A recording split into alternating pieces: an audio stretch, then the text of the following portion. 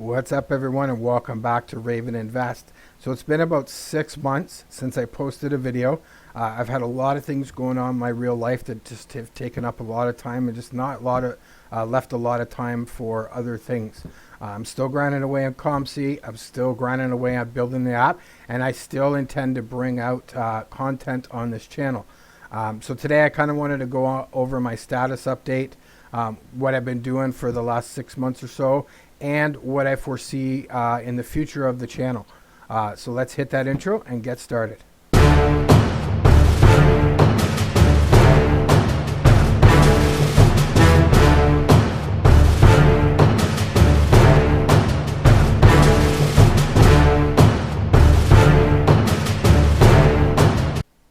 Okay, so I'm just going to get right into it. I wasn't sure how to exactly to approach exactly, but for those of you who don't know, who are maybe not in Discord, in May we got hit with a really big storm that caused quite significant damage to my house, and because of the size of the area that was affected by the storm, there were a lot of people that had significant damage to their house.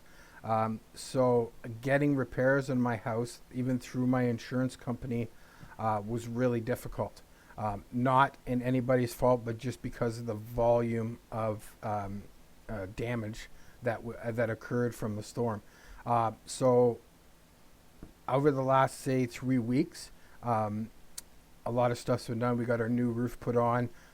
They just tore out the main room that got damaged, re-insulated. We're having insulation come in next week. There's a few steps. We got some siding to get fixed and things like that. But things are starting to go forward, which is awesome. But for the last 6 months, we have been preparing my house to go through most of the winter with half a roof. And for those who know about Canada, we're known for not for our warm winters. So we had to do a lot of prep work. I had to move a lot of the house around. That was the master bedroom was what got hit. So we had to rearrange the whole house so that we could accommodate a new master bedroom. And you know, everybody around my household has had to make sacrifices. And it's unfortunate, but it is what it is, and it's getting fixed now. I foresee probably the next 2 or 3 months we should be back in action, full steam. So that's pretty much is what's taken up my time over the last 6 months, is doing a lot of that. Now, I do have a full-time job, and I have 2 young kids. My son started high school this year, so there's been some challenges with that. So I mean, I just didn't have enough time to do everything. I was working really hard on the app. And for those who are maybe newer to the channel, I've been developing a football card investing app.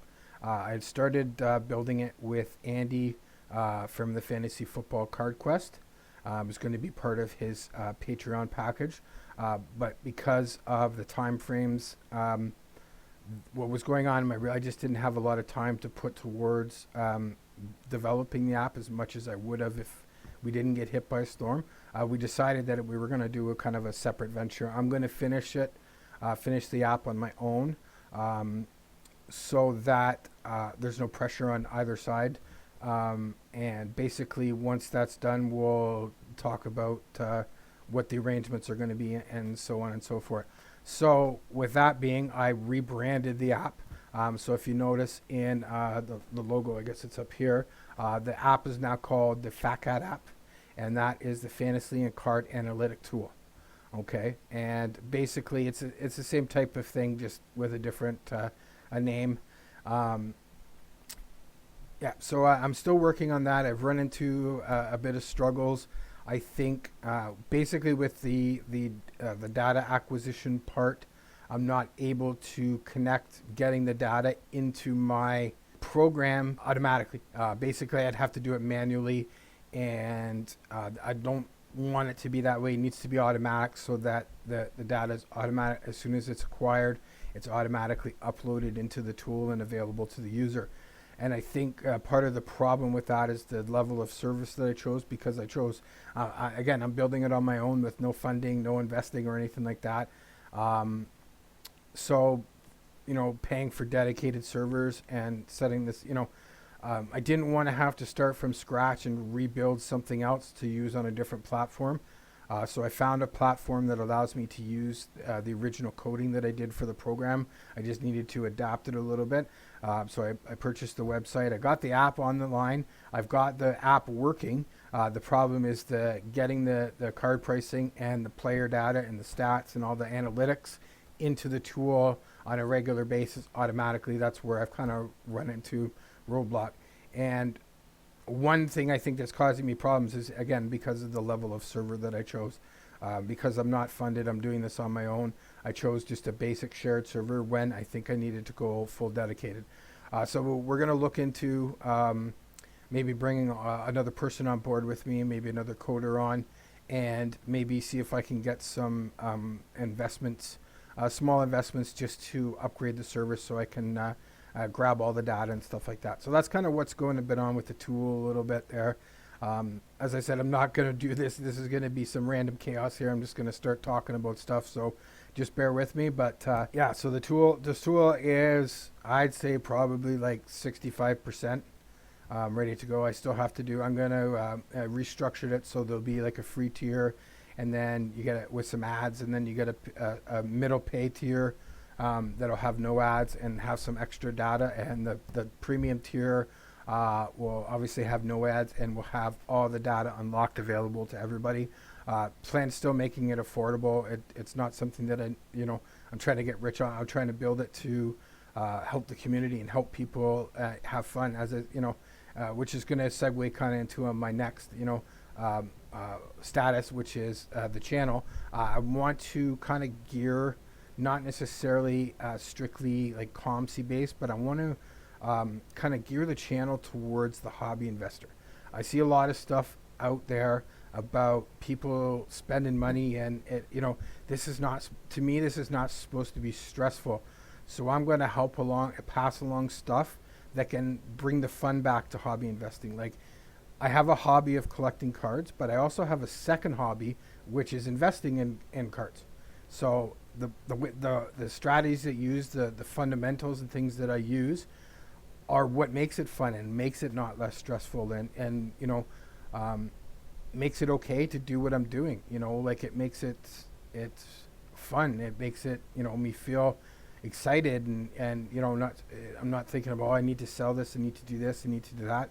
Anyway, that's kind of where I want the channel to go. I want it to go to more into helping people become hobby investors rather than trying to do this for a living, because people, I think, want to supplement their income a lot, and it's really hard to do, and you have to put kind of a lot on the line to do that.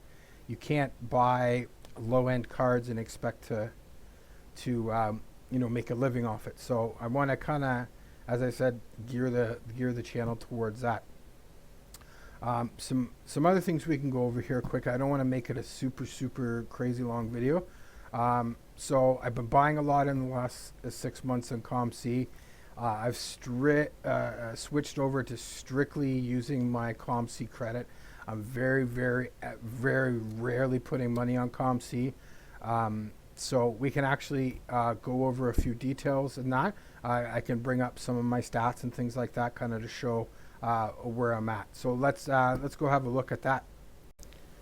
Okay, so let's just dig into my monthly sales totals for, I think the last video I did was for July recap. So there we have August, September, October, November, December, and January, which January is not technically finished, but it's pretty close to the end of the month there. So, but we do have some games going off today. I'm recording this on the 29th. So usually when playoff games play, sales come. So I did not have an absolute, last year they didn't do as many sales as last year, but the totals were higher. October, I did way better this year. Not as much money, but more sales. November and December are both down with amounts, not amounts quite a bit, and number of sold are down just a little bit. Um, but as I said, I'm buying again with my credit. I'm not putting money on the account, so buying $5 and $10 cards, which would even for the $3 or $4 cards that sell for 6 or 7, that bumps the total sales up. And I'm just not buying as many of those cards now, just because I'm trying to strictly stick to whatever credit I have in my COMC account. Okay, so let's go have a look at what is actually being sold. So, what have I sold this year so far? So I sold a couple of Jalen Hurts. I had picked these up just because they were fairly cheap, $2 and $1.47, and I comped them to I like other players, like what Burrows were going and Herberts were going, and I knew if Jalen Hurts got to there, the price that I was asking for would be covered. That's one thing you got to watch with COMC. Just because the card's for sale or the only card or you're first in line doesn't mean somebody's going to buy it if the price is too high. If you're asking $50 for a card and you're first in line, but they're selling for $25 in eBay, you're still not going to be able to sell the card, even though you're first in line. So that's something that I always take into account. I comp other players, see if I find a range of where the card could sell, and if if the situation's right where I could put it close to the top of the list on COMC and keep it under that value that I've given it, then it's usually a good situation for me to go ahead and start pulling buying some of those cards. Anyway, so we'll look at another team that I kind of went a little a bit not bit I wanted to say overboard or anything, but I did buy into quite a few of the lower end bills that I thought maybe could have some big sparks in the playoffs, but I didn't get quite the pushes expected. But anyway, so I sold a couple of smaller ones like these this Greg Rousseau. I bought it for 25, sold it for 53, got 50 cents for it. I took a couple of baths on some cards because I've just stuff that got, I'm not perfect. I've never claimed to be perfect. I'm not a savant or anything like that. I do my work. I do my due diligence. I do my research. I pay attention to the details and things like that. So I'm successful more often than not, but doesn't mean that I don't take hits. It doesn't mean that I don't, make mistakes. So the last couple of months I've started to just kind of say, okay, well, I've flubbed here. Time to dump this card and get some money back. And you'll see that in a few of these this month. Sorry about that. So like with this, Keyshawn Vaughn, I bought it for $1.13. I end up put it down. 74 cents is my if I've paid too much for a card or a card has dropped significantly, 74 cents is what I leave it at and list it, because I don't get charged a fee for it. So no matter what I bought it for, if I'm just trying to dump something and it's over the price of the card is over 74 cents, and I put it down to 74 cents. If it's under 74 cents, so if I bought a card for 65 cents and the lowest one is 40 cents, I'll put it at 39. But if the card is $2 card, and no matter what the lowest card is, I put it at 74 cents. Because then I can just keep it on the site. It doesn't cost me anything, and it'll eventually, it'll either won't be sold or nothing. It doesn't really matter. I could donate it at some point if I want, or do whatever I want with it, but it's not costing me any money to store it. So I had a couple of nice little base mosaic Micah Parsons flips. Bought them in June for 30 and 60 cents respectively, and sold them for a few dollars there just about 10 days ago. Then we got some JK, some Brandon Ayuk, some base Donruss T. Higgins again. Not super huge profits. This one, I don't know why. I think some of these cards that I bought in early 2021 are have either overflowed with population, or they just dropped down so much because of combination of how many were uploaded and the circumstances or whatever. So a couple of them, I'm just not going to be able to sell them at that price. So I'll list them at the 74, or I'll list them around there to sell them off and just get some money back for them. But for this particular one, I'm not sure what the situation was at the time, why it was priced down. Maybe I mispriced it or something like that.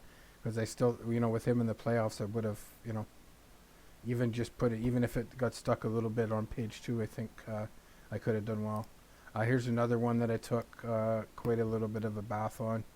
I probably could have held it out because he's going to, if he does get reinstated, he's coming back to a better Trevor Lawrence on the Jags team that just made it to the division, made it to the divisional round of the playoffs. So we'll see. I'm not too worried about it. If he doesn't get reinstated, then I'm happy that I kind of got rid of it. But anyway, we'll see. Again, another one here with this base Donruss. I probably just the market kind of dropped on it, so I had to, instead of pricing it at $1.20, I just got rid of it, sold it at 74 cents, just to get closer to the bottom, just to kind of get out of it to get into something else. This is another one that I bought. I bought a couple of these. Actually, I think I still have a couple of these, but I bought a PC one, and because he's a super up and coming defensive player, they were giving him some nicknames of like Baby Aaron Donald because he just got jacked up over the off season kind of thing. So I expect big things out of him, and I just picked up one for myself, and the prices were just so good, so I picked a couple others up and then relisted them, and I was able to kind of just about double my money on them. So yeah, I had a couple of Jared McKinnons here that I got. I'm not sure why that doesn't show purchase price, but it was probably around the 45 cents that I paid for the other ones. Another guy that I had quite a bit of sales on was Hassan Reddick, who's one of Philly's better pass rushers there, getting some attention in the playoffs. Just super cheap. Silver prisms, 15 cents a piece. I didn't make a ton of money on them. They're not, I didn't make hundreds of dollars off them or anything like that.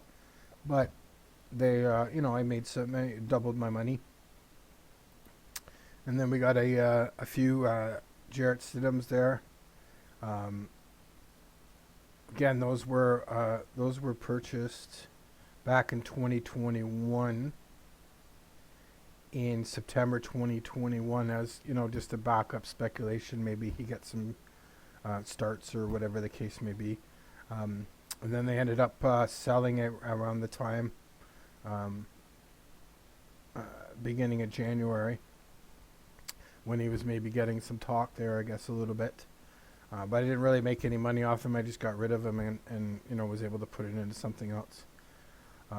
Again, this Chris Godwin, I think it just, the situation, I guess you can't really see this Chris Godwin, the Donruss optic, it kind of just, the situation played out a little bit, how it with what was there, so I just dropped it down to get as much as I could for it back, and then it wasn't selling on COMC, it wasn't, the Buccaneers offense was struggling a little bit kind of thing, so but I only really sold it because I dropped it down, and it probably would be still for sale if I didn't. So and again, a few other things, a nice little flip on the silver Premier, Brandon Ayuk,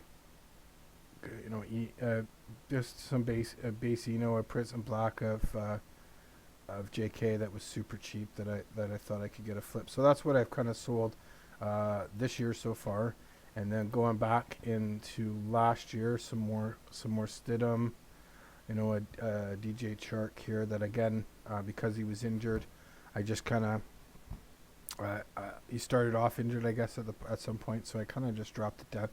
I don't know every kind of situation, but I have a general idea because I do a lot of the same stuff with the cards. If it's not a good situation on COMC, I'm just not able to right now to pull it off and send it home.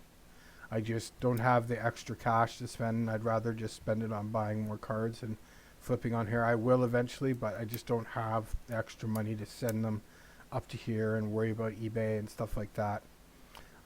So that's still my plan, and I would still love to be able to find a situation where I can do both, and I'm going to try and talk about that a lot, doing the arbitrage between eBay and COMC, and basically try and I'll figure it out for me in the future, and it's a little rougher because of where I live, but I can lay out the groundwork for somebody who doesn't have the same issues I have with shipping across the border and things like that. So more to come on that, on my videos and things like that.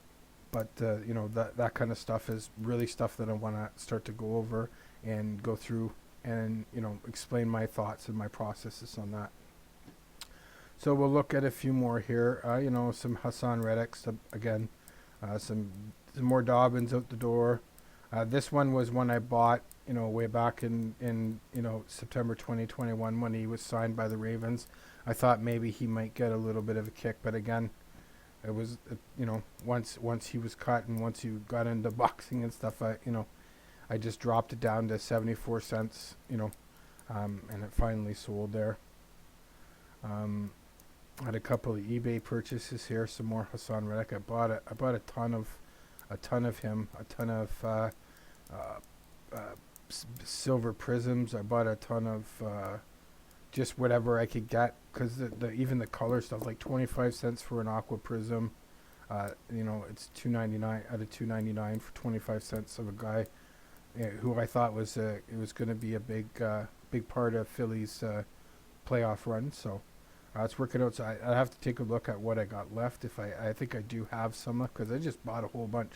I spent, you know, you look at them, 15, 25 cents. I spent probably, you know, $3 or $4, $5, which is not a lot. You know, people are, well, $5, but you know, I got a bunch of money back on them, and it's all been really good.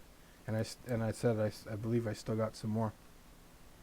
Simon Raw, St. Brown, you know, some small profits on that, just because, again, some of these cards start off, and you know, I made that mistake. Like a lot of my 2020 select that I bought, I took a big, you know, a lot of the stuff that luckily that I bought early enough, I can piece it. Like I bought some J.K. Dobbins. Like I bought a silver club level for $12. You know, like they're going for $1.50 now. You know what I mean? So that automatically becomes my PC card, and any other ones that I bought lower become what I try to recoup on it. You know, some of those cards, you know, luckily, my biggest hit was probably on Jalen Hurts. I was buying his base Don Russ at $10. I was getting some canvas under 20. I got a bunch of Jalen Hurts, and they just took a nose. You know, they were selling for $2-3 at some point, and there was no clear way that I was gonna be able to resell them until this year, until Philadelphia started playing better, make the playoffs, had the number one seed, and he's in the MVP talk. So now my Jalen Hurts are now in play, where I can actually either get back what I bought them for, or potentially, make some money from him. Okay, so now that we kind of went over a little bit, again, I didn't want to make this a monster long video there. So we will go by what I have been buying. So I guess I've bought 30 cards in January, so about a card a day works out to be. We'll take a look. Some of it's PC stuff. Some of it's next year stuff. I'm trying not to buy anything more for the playoffs unless I think it's a good enough deal, or the guy's still undervalued, and I'll pick up some more, as you'll see coming up there. And yeah, we'll have a look at what I bought this year, and then a little bit into last year. So again, some J.K. Dobbins. Like as I said, I bought this card for $6. The field level was 12. I think this one I bought for $6. Anyway, so now I just purchased another one for 79 cents. So just a huge price gap that it's just probably going to be impossible to make up. So I just have to get rid of it at some point and get something out of it. So here's some more PQ PC cards. I was able to pick up these nice hollow variations of Kenneth Gainwell. Again, another Philadelphia Eagle. I think he just needs to have a big game, and he can you can be able to see some nice sales from that. I picked up some Andy Isabella again because he signed another year with the Ravens. I think he's gonna be part of that rebuilt receiver room that we're aiming for.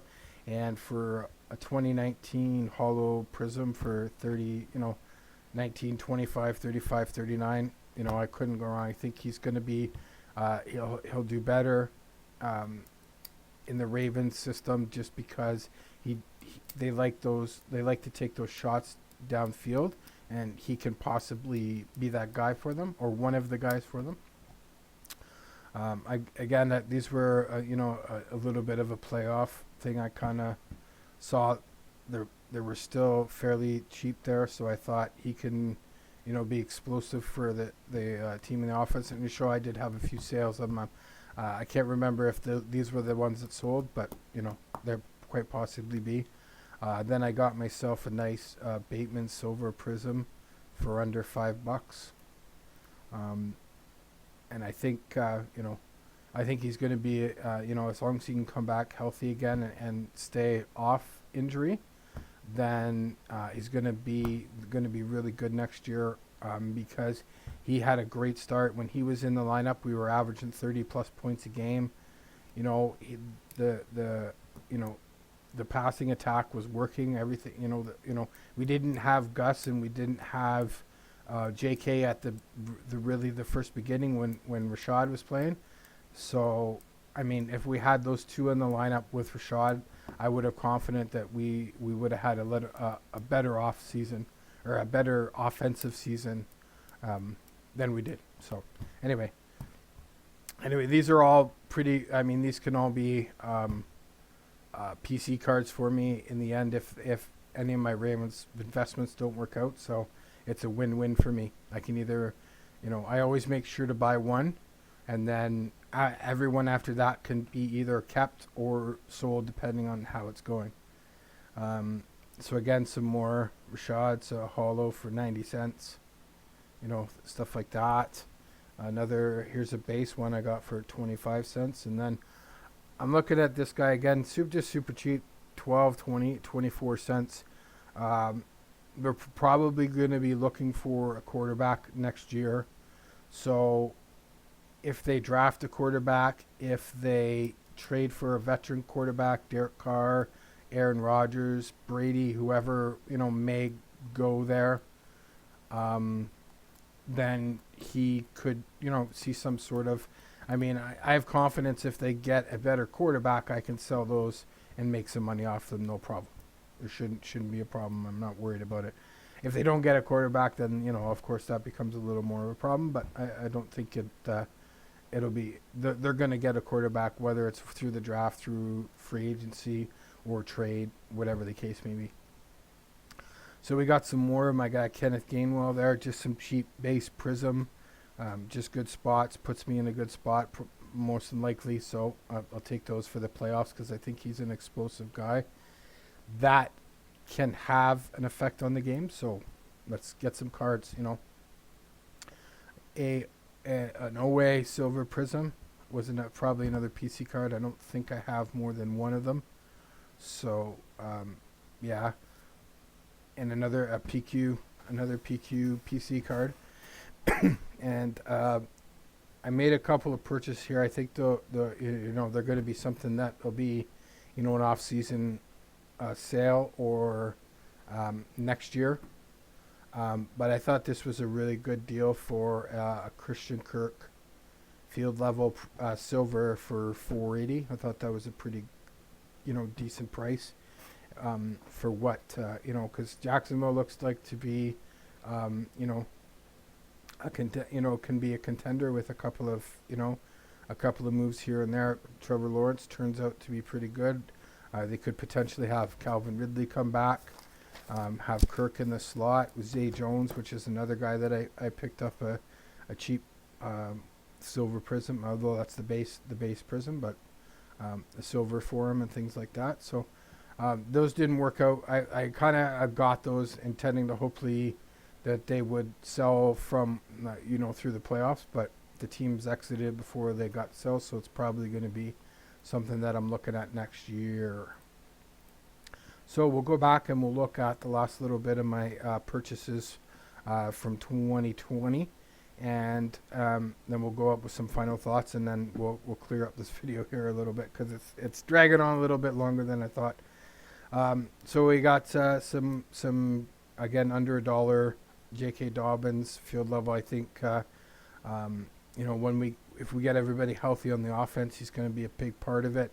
You saw it at the end of the year. He was averaging 5 and change on his carries after he got that second surgery to clear up the scarring in his knee.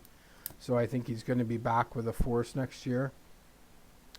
Another guy I got was for a playoff there, being with KC. Another guy that I thought can be explosive.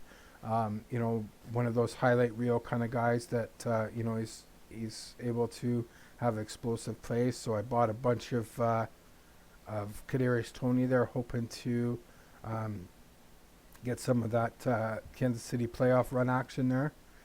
Here's some of the Stidhams that I bought that you saw in the sales. Some more JK. You'll see there's a couple of Komets that I had in my sales that I took a little bit less on, just because of the purchase price and where they're at.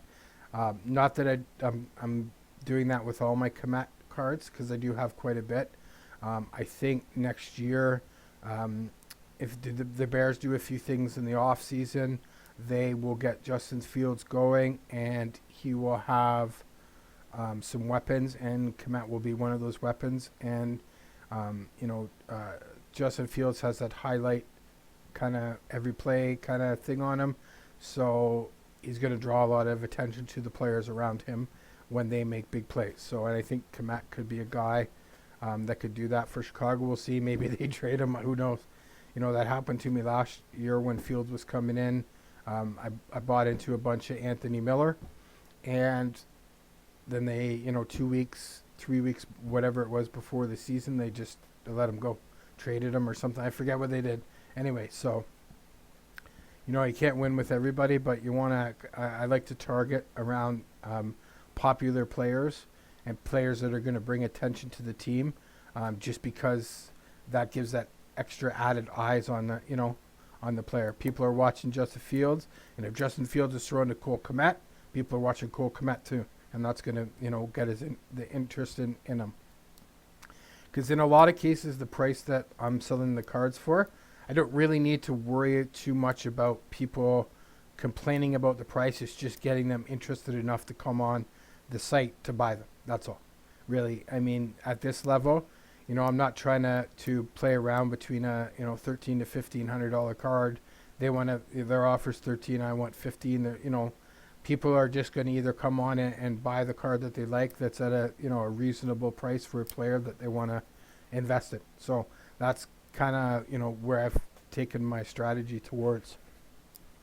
So again, a lot of these could be I have some PC cards, but these purple die cut match color, I would be happy to keep them all, but I'm going to obviously try and sell them. So I haven't bought a ton of Trask lately, but I did buy some, just lots of super cheap stuff there. Some more Kenneth Gainwell. And we'll go look at one more page there. Some more again, some Buffalo Bills that I was hoping I'm going to have some splash in the playoffs. Boogie Basham, some more away for the PC. And this was actually one of the more expensive cards that I bought in the last couple months. And, it is what it is. They got bounced out of the playoffs, But I think that was a pretty decent price for a silver prism there. So I'm confident that I'll have no problem getting rid of that over the next little bit. Again, some more some Boogie Basham Press Proof Premium. Just, you know, the prices are just too cheap. And the opportunity, if I can buy the whole page out and the next card on the second page is way above what I'm paying, then I know I control the situation. And that's, I love to have control on the COMC page of you know, I dictate kind of where the cards are positioned and stuff like that. So that's always the best advantage to have. So I think that's where we'll stop there. Again, I wasn't intending to make this a super long video. I just wanted to go over, kind of show what I've been, you know, getting for the last little bit, what's been going on. I do, again, want to try focus the channel on as hobby investing rather than doing this to you know, pay your bills or, you know, things like that, because in this day and age it's really hard to do that, and you have to make a lot of sacrifices to be able to do that. And you know, you pretty much need a brick and mortar store where you can have foot traffic with eBay and, you know, things like that. So anyway, we'll get more into that in future videos. I don't know if I did say this in one of the other parts, but I do probably have, you know, 2 to 3 more months before the house is going to be completely finished. So I'm going to take that time to do a few things. So I'll probably put for the next 2 or 3 months a video here and there. But once the repairs are done and the house is back up in tip-top shape, I'm probably going to aim to do at least 2 videos a week, maybe 3 if I can squeeze it in. And I'm also going to take the next couple of months to perfect my video editing and preparing, and because in some cases it was taking me 6 hours to record a 30-minute video, and that's just, I can't do that, and I can't devote that much time to that. So I'll start improving that and getting better at making the videos. So everybody, thanks again. I appreciate it, everybody who stuck around. Thanks again, and until next time, everyone stay safe.